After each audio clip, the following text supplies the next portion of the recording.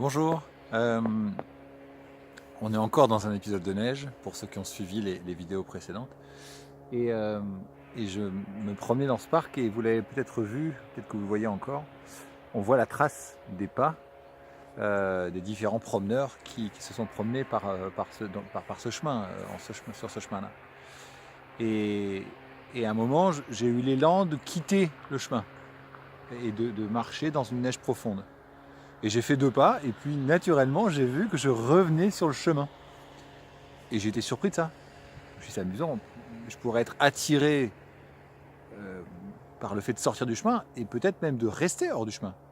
Et en fait, non, naturellement, au bout d'un moment, automatiquement, comme un réflexe inconscient, je suis revenu sur le chemin. Et ça m'a rappelé des textes que j'avais lus, des livres, et notamment un livre qui nous expliquait en quoi le vivant, pour se déployer, aller vers plutôt une économie d'énergie, vers une optimisation des ressources disponibles, pour ne pas les dépenser de façon inutile.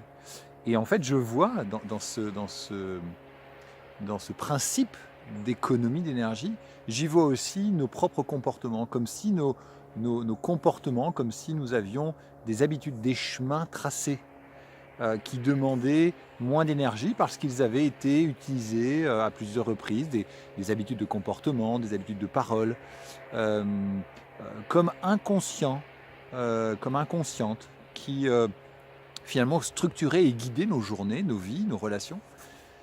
Et ce que nous propose en fait de faire la pleine conscience, c'est de cultiver en fait une attention, une concentration pour remarquer ces moments, des petits moments dans la vie où nous faisons les choses par habitude, et de vérifier si cette habitude est opportune ou pas.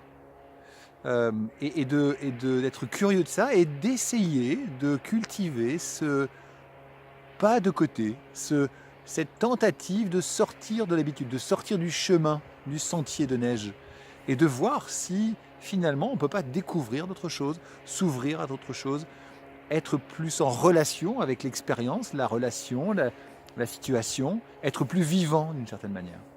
Alors je vous invite à faire cette expérience-là, même au sens propre du terme, quand vous vous promenez, essayez de voir si vous ne pouvez pas utiliser un autre chemin. Et avec la répétition, peut-être d'amener ça aussi dans nos comportements et dans nos vies.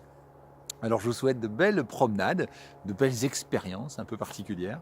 Prenez soin de vous et à bientôt.